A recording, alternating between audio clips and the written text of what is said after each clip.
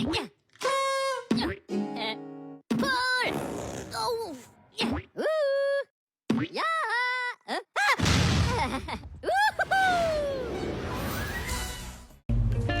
semuanya, nama saya Nabila Aulia dengan NIM 0603523054. Halo semuanya, perkenalkan nama saya Safana Nafisa Putri dengan NIM 0603523073.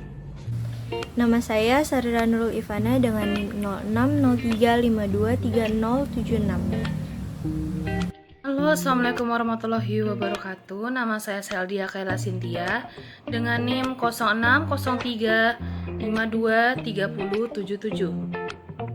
Assalamualaikum warahmatullahi wabarakatuh. Perkenalkan nama saya Tiara Divania Natasha dengan NIM 0603523081. Pengertian filsafat secara umum. Secara umum, pengertian filsafat adalah ilmu yang mempelajari masalah-masalah dasar dan umum tentang masalah-masalah seperti keberadaan, pengetahuan, nilai akal, pemikiran, dan bahasa. Pengertian filsafat Islam. Filsafat Islam itu adalah filsafat yang berorientasi pada Al-Quran, mencari jawaban mengenai masalah-masalah asasi berdasarkan wahyu Allah. Filsafat Islam lahir dari aktivitas usaha penerjemahan naskah-naskah ilmu filsafat Yunani ke dalam bahasa Arab. Karakteristik filsafat Islam dibagi menjadi 3. Yang pertama, sebagai filsafat religius dan spiritual. Maksudnya, disebut sebagai religius karena filsafat ini berasal dari ajaran Islam. Tokoh pemikirnya merupakan umat Islam yang hidup dengan kebudayaan Islam. Filsafat ini juga hadir sebagai lanjutan dari pembahasan keagamaan dan teologi yang ada sebelumnya. Oleh sebab itu, topik-topik pembahasan dalam Islam yang bersifat religius dan mengesankan Tuhan. Yang kedua, bersifat rasional. Filsafat Islam juga masih mengemukakan akal dan menafsirkan problematika di alam semesta berdasarkan akal dan logika. Penyatuan rasional dan spiritual terlihat jelas dalam berbagai diskursus yang dikaji oleh para filosof muslim. Teori emanasi yang dikembangkan Al-Kindi, Al-Farabi, dan Ibnu Sina membuktikan hal tersebut. Dikatakan bahwa Al-Farabi merasa kecewa atas buku Metafisika Aristoteles. Yang ketiga, bersumber dari Al-Quran dan hadis. Filsafat Islam berlandaskan pada prinsip agama Islam, dalam hal ini Al-Quran dan hadis. Maka sumber ilmu dalam filsafat Islam adalah dalil-dalil wahyu dan dalil-dalil rasional atau akal. Ini terlihat dari beberapa ide yang disampaikan oleh filsuf muslim seperti Al-Kindi yang membagi lapangan filsafat Islam menjadi 3 bagian, yakni ilmu fisika, ilmu matematika, dan ilmu ketuhanan. Abu Nasr Al-Farabi yang dikenal di barat sebagai Al-Farabius adalah seorang filsuf, ilmuwan, dan musisi muslim yang hidup pada abad ke-9 hingga ke-10. Al-Farabi lahir sekitar tahun 872 di Wasij, sebuah desa dekat Farab, Kazakhstan modern. Ia belajar di bawah bimbingan ulama-ulama terkemuka pada masanya dan mendalami berbagai disiplin ilmu, termasuk filsafat, matematika, musik, dan ilmu politik. Ia melakukan perjalanan ke berbagai pusat ilmu pengetahuan di dunia Islam, termasuk Baghdad dan Damaskus, di mana ia belajar dan berinteraksi dengan para cendekiawan dan filsuf terkemuka. Ia mendalami pemikiran Aristoteles dan Plato, serta mencoba menyatukan filsafat Yunani dengan ajaran Islam. Al-Farabi membuat kontribusi signifikan dalam bidang politik, etika, dan metafisika. Karyanya yang terkenal Al-Madinah Al-Fadilah, yaitu The Virtuous City, membahas tentang masyarakat ideal yang didasarkan pada prinsip-prinsip keadilan,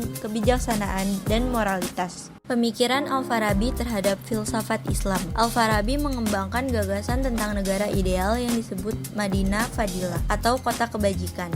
Ini adalah konsep negara yang diperintah oleh seseorang pemimpin bijaksana yang mengikuti hukum-hukum Islam dan prinsip-prinsip filsafat Yunani. Al-Farabi percaya bahwa masyarakat harus diperintah oleh seorang filosof atau raja yang memiliki pengetahuan mendalam tentang ilmu politik dan moral. Pemimpin ini diharapkan memimpin masyarakat menuju kebijaksanaan dan keadilan. Al-Farabi menekankan pentingnya pendidikan dalam membentuk karakter individu dan masyarakat. Pendidikan diarahkan untuk mengembangkan akal dan moralitas.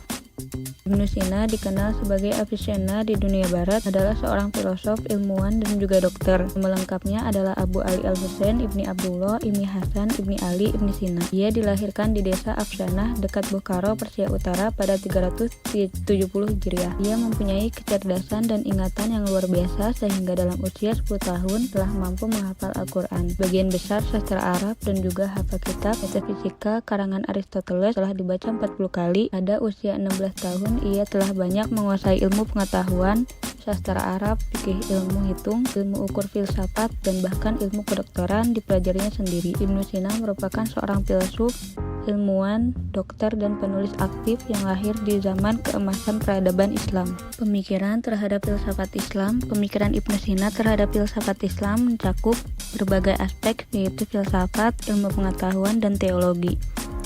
1. Filsafat dan hikmah, filosofia Pelanis. 2. Metode ilmiah. 3. Filsafat dan teologi. 4. Kemanusiaan dan etika. Pemikiran Ibnu Sina. Yang pertama ada filsafat dan hikmah. Ibnu Sina sangat berkontribusi pada penyelarasan filsafat Yunani klasik, terutama Aristoteles, dengan ajaran Islam.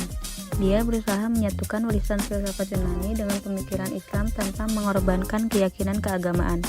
Kedua, ada metode ilmiah. Ibnu Sina memainkan peranan penting dalam pengembangan metode ilmiah. Dia menekankan pentingnya pengamatan dan eksperimen dalam ilmu pengetahuan yang kemudian memberikan sumbangan besar terhadap perkembangan ilmu kedokteran dan ilmu alam. Yang ketiga, filsafat dan teologi. Meskipun pemikirannya dapat diterima dengan baik, beberapa pandangan menuai kontroversi di dunia Islam, terutama dalam hal konsep keabadian jiwa dan ide-idenya tentang Tuhan. Sebagian besar pemikirannya dalam ranah teologi berusaha menjelaskan konsep-konsep tersebut dengan menggunakan alat-alat dan istilah filsafat. Yang terakhir ada kemanusiaan dan etika. Ibnu Sina menekankan pentingnya etika dan moralitas dalam kehidupan manusia. Dia mengembangkan pemikiran etika berdasarkan akal dan kebijaksanaan. Al-Ghazali. Abu Hamid Al-Ghazali, dikenal sebagai Al-Ghazali, adalah seorang cendekiawan, filosof, dan teolog Islam yang hidup pada abad ke-11 Masehi. Dia lahir pada tahun 1058 di kota Tus, Persia, dan sekarang Iran. Dia belajar di lingkungan akademis dan mendalami ilmu agama, filsafat, dan ilmu pengetahuan pada zamannya. Ia mengajar studi-studi tinggi di Baghdad, salah satu pusat intelektual termuka pada masa itu. Ia mempelajari berbagai disiplin ilmu, termasuk filsafat, hukum, teologi, dan mistisisme. Al-Ghazali menghabiskan sisa hidupnya dalam ibadah, pengajaran, dan menulis. Dia meninggal pada tahun 1111 di Tus. Ia diakui sebagai salah satu tokoh penting dalam sejarah pemikiran Islam. Pengaruhnya meluas, dari bidang teologi hingga filsafat dan mistisisme. Karyanya memainkan peran besar dalam meresapi pemikiran Islam dan membentuk karya generasi cendekiawan dan pemikiran setelahnya. Pemikiran terhadap filsafat Islam. Al-Ghazali secara kritis menilai beberapa konsep filsafat Yunani, terutama yang terkait dengan filsafat Aristoteles. Ia menentang pemikiran Aristotelian tentang ketidakmungkinan penciptaan alam semesta dan menekankan bahwa keyakinan Islami harus mendahului pemikiran filsafat. Al-Ghazali menolak gagasan kausalitas sebab akibat mutlak yang dianut oleh para filsuf sebelumnya. Ia berpendapat bahwa kejadian dalam alam semesta tidak diatur oleh hukum kausalitas, melainkan langsung oleh Allah. Meskipun Al-Ghazali kritis terhadap beberapa konsep filsafat, ia mengakui nilai akal dalam memahami ajaran agama. Baginya, akal dapat digunakan sejauh tidak bertentangan dengan prinsip-prinsip Islam. Ibnu Bajjah yang dikenal di dunia barat sebagai Avempes adalah seorang filsuf, dokter, ahli matematika, dan musisi muslim berpengaruh yang hidup pada abad ke-11 di Andalus, sekitar Spanyol dan Portugal modern. Beliau lahir tahun 1106 di Zaragoza.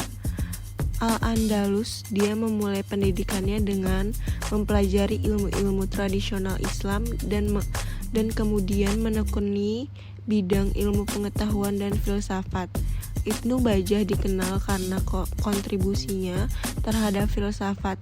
Dia ingin memiliki pengaruh dari pemikiran Aristoteles dan Neoplatonisme. Salah satu karyanya yang terkenal adalah Kitab Al-Nafs yang membahas konsep jiwa, pengetahuan, dan etika. Ibnu Bajjah meninggal pada tahun 1138 di Fez, Maroko. Pemikiran Ibnu Bajjah terhadap filsafat Islam. Ibnu Bajjah mencoba menyatukan filsafat Aristotelian dengan pemikiran Neoplatonik sejalan dengan ajaran Islam. Ia memandang bahwa kebenaran yang ditemukan dalam filsafat tidak seharusnya bertentangan dengan ajaran agama. Ibnu Bajjah mengeksplorasi konsep metafisika, terutama dalam hubungannya dengan pemahaman tentang Tuhan dan alam semesta. Ia menawarkan pandangan yang lebih rasional terhadap konsep-konsep metafisika dalam tradisi filsafat Islam. Ibnu Bajjah dipengaruhi oleh pemikiran Neoplatonis, terutama melalui karya Plotinus. Pemikirannya mencerminkan upaya untuk menggabungkan konsep-konsep Yunani dengan kerangka pemikiran Islam, menghasilkan sintetis yang unik. Ibnu Rus atau Averroes dalam tradisi barat adalah seorang filsuf cendekiawan dan hakim muslim terkenal yang hidup pada abad ke-12 Masehi. Ibnu Rus lahir pada tahun 1126 di Cordoba, Al-Andalus, Spanyol modern. Ia berasal dari keluarga yang terkenal di bidang hukum dan ilmu pengetahuan. Ibnu Rus terkenal karena usahanya dalam mensintetis pemikiran Aristoteles dengan tradisi intelektual Islam. Karyanya yang paling terkenal adalah komentarnya tentang karya-karya Aristoteles, terutama dalam bidang logika, metafisika, dan etika. Komentarnya seringkali menjadi sumber kajian di seluruh dunia Islam dan Eropa.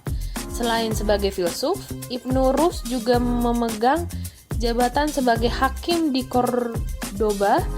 Ia menunjukkan kepemimpinan dalam bidang hukum dan peradilan, serta memberikan kontribusi pada pemikiran hukum Islam. Pemikiran Ibnu Rus, terutama dalam hubungannya dalam filsafat Yunani, menjadi kontroversial. Beberapa ulama konservatif menentang pandangannya dan mendesak penguasa untuk mengambil tindakan. Akibatnya, Ibnu Rus diasingkan dari Cordoba pada tahun 1195.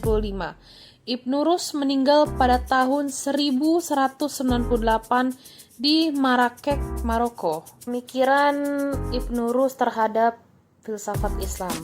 Ibnu Rus berusaha menyatukan pemikiran Aristotelian dengan ajaran Islam. Ia percaya bahwa filsafat dan agama seharusnya tidak saling bertentangan, melainkan dapat bersinergi untuk mencari kebenaran.